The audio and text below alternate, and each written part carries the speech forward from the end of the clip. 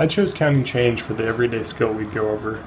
It's something we don't think about a lot, but learning these concepts in first and second grade is quite difficult and it requires mastering a bunch of different skills and concepts that may be confusing and difficult at first. Counting change varies in skill level, and so it's important to learn all the different types of strategies we just talked about in order to fully be able to do all these problems.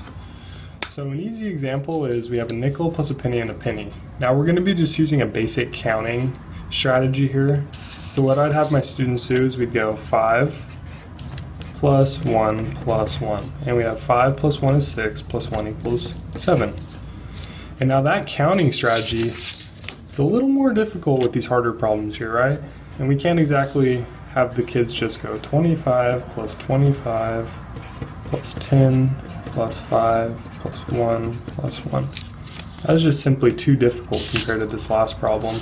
And so we'll use another type of strategy for this one. So for this problem, we already started with one of the strategies I wanted to go over, which would be grouping the coins by similar coin value. So as you can see, we put our 25s and 25s next to each other.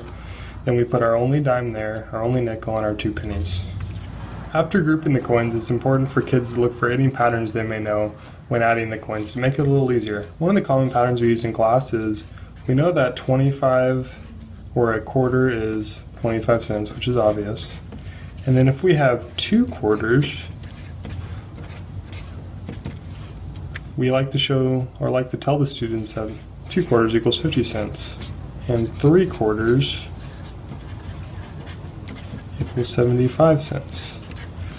Learning a pattern like this, that 1 quarter is 25, 2 quarters is 50, and 3 quarters is 75, will save us a bunch of time if we were to manually count these, right? So we'll use our counting on strategy from the previous problem, and we'll go put the value of the 25 there. And then we know that 2 quarters, if we look at our pattern, is going to be 50 cents. And by second grade, the kids should be comfortable with adding their tens together. And so many of the kids will know that 50 plus 10 is 60. 60 plus 5 is 65.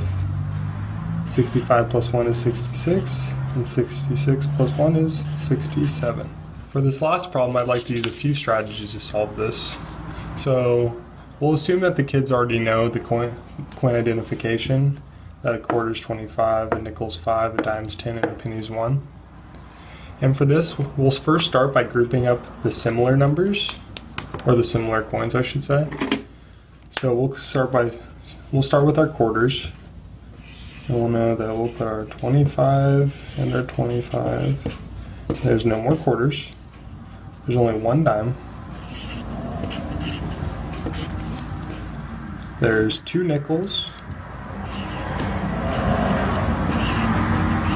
And there are 2 pennies.